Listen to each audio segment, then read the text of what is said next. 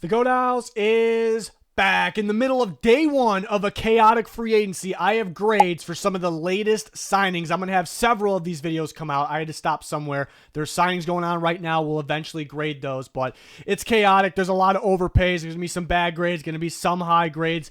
We're going to break it down. To start the day, Buccaneers brought back Chris Godwin, 3 years, $66 million. That's $22 million per year. This is a great deal for the Buccaneers. So there's a lot of bad grades coming, but this one was great here to start this video. A+.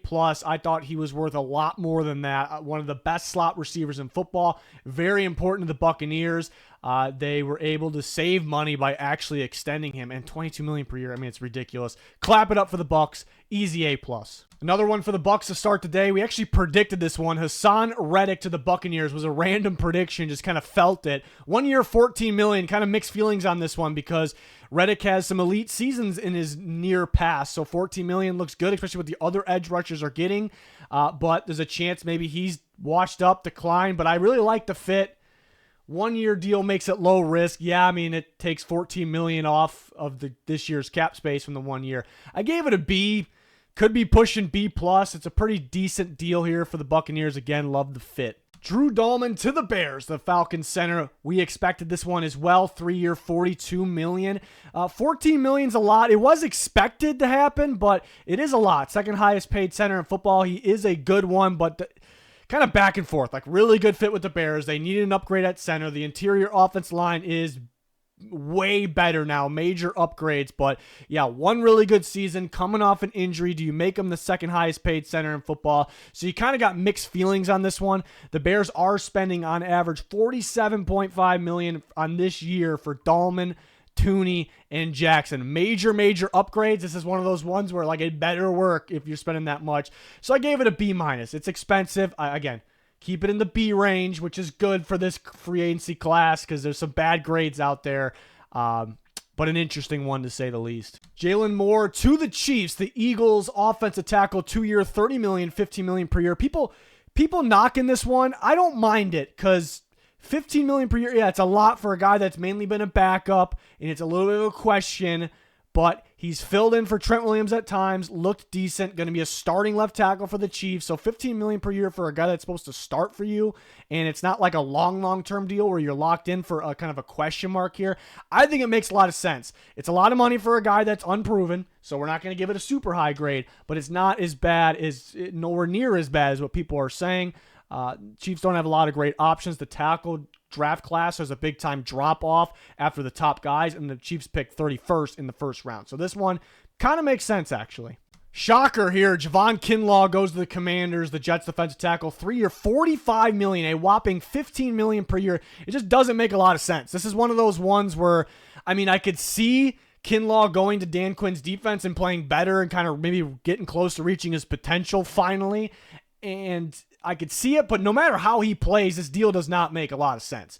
There was no way that it was necessary to pay Javon Kinlaw $15 million per year. It's not top tier defensive tackle money, but it's that next tier. He's not near that yet. He's very inconsistent. He's kind of mainly used on obvious passing downs. The Commanders were brutal against the run. Kinlaw's been brutal against the run. It doesn't make a lot of sense. Like, even if he turns out good, I'm not grading how the player's going to be this year. Even if he turns out good, this one didn't make a ton of sense. You move on from Jonathan Allen and clear $16 million, and then you sign Javon Kinlaw for $15 million over 3 years. Again, the only reason I didn't give it a worse grade is because I think he might be decent under Dan Quinn. Like, he might be a little better than he has been, even though he's in a really good system last year. So, I don't know. Questionable one here. Didn't agree with it. Another confusing defensive tackle signing. The Bengals bring back B.J. Hill, 3 year, $33 million. He had a solid year a few years ago. He's, over 30, $11 million per year. Just seems like a little much, but this one's really not about the overpay. This is about the Bengals staying the same. They're stressing that we got to get better in interior. We got to get better. They have a couple young guys, and they're going to add a veteran in free agency. To pair with them, they bring back B.J. Hill. So this is kind of your answer here. I don't think he's worth $11 million these days. It's not just the contract details. It's head scratching that they're staying the same. I was worried about this for the Bengals, like so focused on their own guys that they might not be able to bring in what they needed a legit D tackle more than anything. They have other needs, but this was the big one. Now, we'll see what happens the rest of free agency and with their own guys, but they made it like this is a guy we absolutely have to, bring back. And when reality was they have some young guys and they absolutely need to kind of replace these guys and get better here, and they did the opposite of that as of right now. Patriots signed Carlton Davis, yes, one of the better corners in free agency, but to a 3-year, $60 million deal, $20 million per year. This is one I want to give a better grade to because the Patriots got a lockdown corner duo. Carlton Davis looked really good in man coverage in the beginning of this year with the Lions, so that's great. They do get better. I'm not saying the Patriots don't get a good corner, but he's hurt every year. He's hurt every single year, and you're dishing out $60 million, $20 million per year. Gonzalez had an injury 2 years ago. I'm not really too worried about him, but man, if they're on the field together, that's a dynamic duo, but it is scary. $20 million per year. I'm personally not a huge fan of paying corners top dollar. I'm more get the right coach, get the edge rushers, the interior defensive line, what the Patriots did, and that category, we'll get to that. So I like the fit. I like the talent.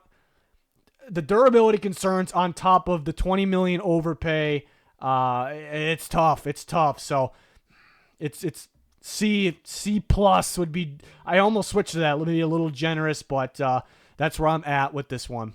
And looking at DJ Reed is a better corner, healthier corner, got $16 million per year. So that kind of prevents me from bumping this up. Another one for the Patriots, Robert Spillane, linebacker of the Raiders. I heard the Patriots wanted Sherwood, but he got taken off the board right before free agency started. That would have been a much better option. 3-year, $33 million, $11 million average here. For Spillane, he's been sneaky solid, like underrated, but man, couple things here. Is he worth $11 million? Maybe. Again, he's been sneaky solid. It's an upgrade for the Patriots, but man, there's a thing with linebackers switching teams, schemes to different coaches and just not being the same. So it is a major risk here. Patriots spending a lot of money. There's some that I like, some that I do not. This one, C+ in this free agency class. Not a bad grade here, but that's kind of my feeling on it right now. Patriots also add Morgan Moses, long-time right tackle. They need an upgrade there. 3-year, $24 million. I have mixed feelings on this one. $8 million is a steal, right? Morgan Moses is near retirement, major durability concern, so 3 years is questionable. I'm sure the structure is pretty favorable, but still, why isn't this a 1 year? Well, all the cap space you have this year, just do the 1 year deal, or two. Can he stay healthy for a full year? Is he going to retire soon? So this is a weird one. Like upgrade, not too many good upgrades at tackle. They needed one badly, and it's only $8 million, so I can't give it a bad grade, but there are some questions there, but I will give it a B-. One of the best signings so far. A little bit of a surprise. This is what makes it entertaining. We've predicted a lot right so far, but this is what makes it entertaining. I was not expecting the Lions to land DJ Reed. It's a little bit up in the air what the Lions were going to do, but man, this was my top corner. I don't even think it should be debatable. This was the top corner in free agency, and they got him for $16 million. They save money moving on from the durability issues of Carlton Davis, save money, and get DJ Reed. It's ridiculous. A+ upgrade at the corner position for the Lions. Very good deal value-wise. They get better. Hopefully more zone coverage coming for the Lions, but he can play man too. But that was kind of their issue on defense last year besides the injuries, too much man. Reed's very good in zone and man. Was the best Jets corner last year, believe it or not, over Sauce Gardner. Is another clap it up here for Brad Holmes in the Detroit Lions. Amazing. One of the surprises so far, Dan Moore goes to the Tennessee Titans. Sounds like he's going to play left tackle. They're going to put J.C. Latham back at his home at right tackle. 4-year, $82 million, $20.5 million per year. So big-time tackle money. I mean, at the top of the top, but right there, Ronnie Stanley money pretty much. So that's surprising, kind of known as one of the more questionable deals. I gave it a C-. The reason this isn't quite terrible grade is because, well, a few things. I mean, Bill Callahan there, legendary offensive line coach, should get the most out of Dan Moore. I think worst case he slides in the guard, which I graded him as coming out, and could be solid there, but he's going to start at left tackle right away. The tackle issue with, in the draft and free agency, very, very weak. The Titans are obviously using a top pick on quarterback or edge, maybe we'll say, so they won't be able to take a tackle there. Then by the time they can take a tackle, all the ones are off the board pretty much. It's very top heavy, so they had to get someone. They had to be a little desperate here, but I like his upside with the good offensive line coach. So I can't completely give it a terrible grade, but C- isn't the best grade there. 20.5 million per year was a wow there. Jordan Lewis, corner of the Cowboys, going to the Jacksonville Jaguars, a nickel corner, now the highest paid slot corner in all of football. Wasn't really expecting that. Jerry Jones, they drafted last year, was a slot corner for them. They could move him outside, as last year at Florida State he played in the slot. Before that, he played outside, much better in the slot. I thought he looked pretty solid for the Jags last year. Just hearing that the Jags want a legit top corner to pair with Tyson Campbell, so they're going to put, on the outside, they're going to put Lewis on the inside. We'll see what they do the rest of the year here, but was not expecting him to be made the top paid slot corner. Wasn't expecting to be by the Jags either. He is a good player, though, so it's not like a terrible signing, terrible grade here. Give it a C. Just a little surprising. Wasn't necessary. Thought, I would rather spend a little bit more on more of a true outside corner, even if you have to overpay a tiny bit. So, interesting approach from the Jags so far. They're signing more guys as I'm talking right now. I think we have another one in this video coming. Vikings signed Isaiah Rodgers. They definitely needed a corner, 2-year, $15 million. Rotation guy, could possibly start. 7.5 million average. I expect him to get a little bit more, so this is decent for the Vikings. Does this mean he's going to be the starter and they're going to kind of get worse in the secondary? They already lost Bynum. I know he's a safety, so we'll see. In terms of value, it is pretty solid for a guy that had some interest heading into free agency. Tre'Von Moehrig going to the Carolina Panthers, 3-year, $51 million, $17 million per year. One of my favorite free agents of the class, just because he broke out this year and more in the correct role at a strong safety position, playing in the box. They were using him at free safety originally. That's not where he played at TCU that much, so that's not where he should play. The Panthers were looking to spend big at free safety. This is a major to be determined one, because if they use them, it's a lot of money. If they use them at just strictly free safety of that, I hate it. I want to give it an F. I really do. So to be determined. F's a little extreme, exaggerating a bit, but I like Moehrig. I like his upside. I don't think 17 million is too much. Some people will probably call it an overpay. This is the ultimate to be determined one. I'm going to keep it at a B just because I like the player and his upside.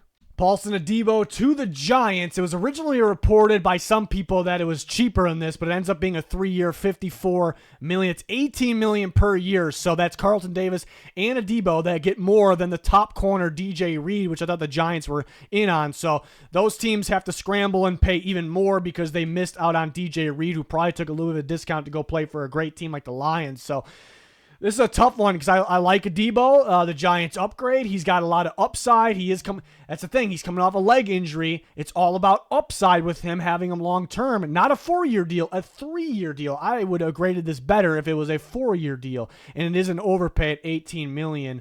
So I like the player. Again, I like the fit. The Giants are pretty young. A man coverage guy.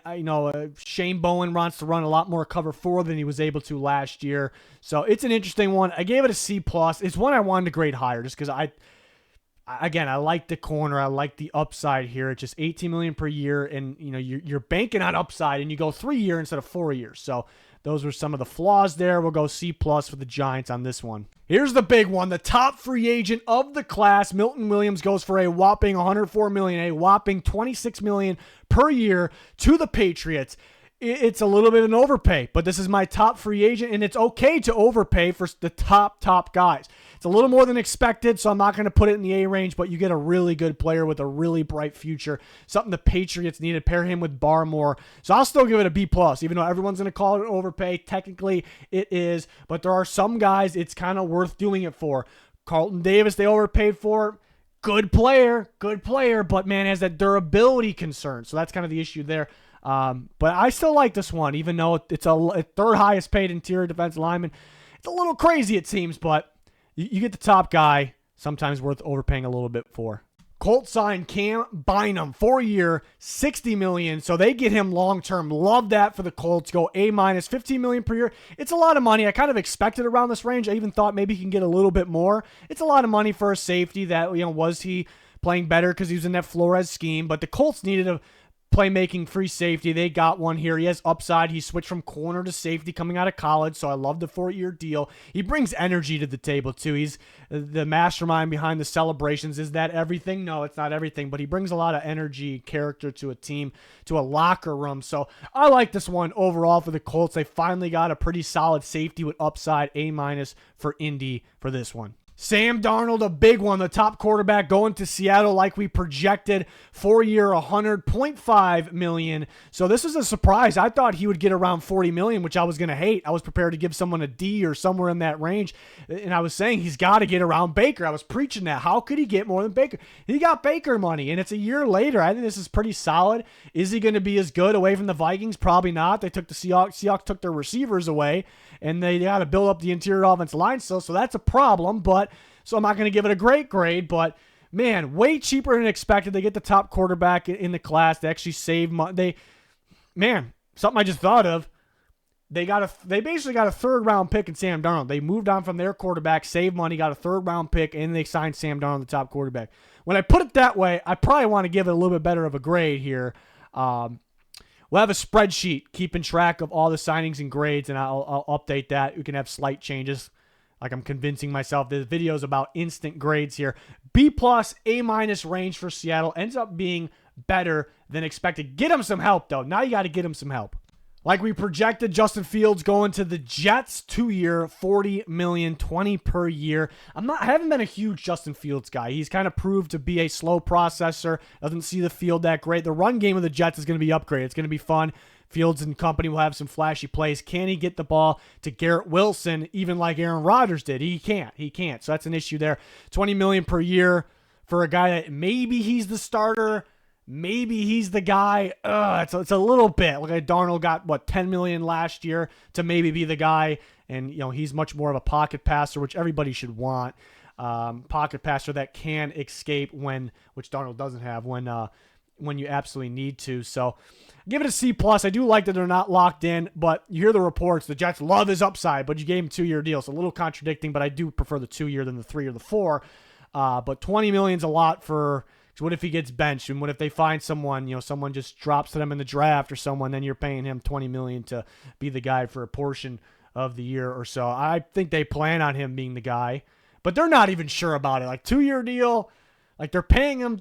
It's a little contradicting, what their thinking process there. So maybe the C+ a little generous. I'm not a huge Fields guy.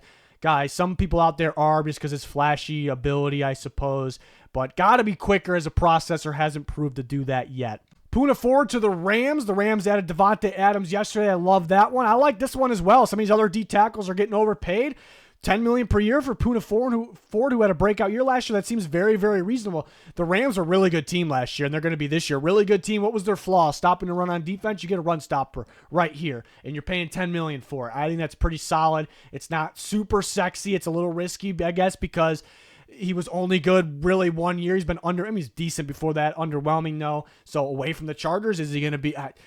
Rams are good at developing players, coaching players. It's a B+, maybe even closer to being higher than that. I think the Rams are doing a really good job so far. And that's where I had to draw the line. There's more signings happening right now. There was something, Josh Sweat, as I was going to record, signed with the Cardinals. Deo Dangmo to the Bears. Next video, still today. We're going to be jumping on all that. So I had to draw the line somewhere. Got to graphics, record, edit, upload. Take some time here. So I appreciate you guys. Make sure to follow us on Twitter for all the latest updates. Like, subscribe, turn notifications on for the videos upcoming. It's going to do it. Thanks for watching. Goodbye.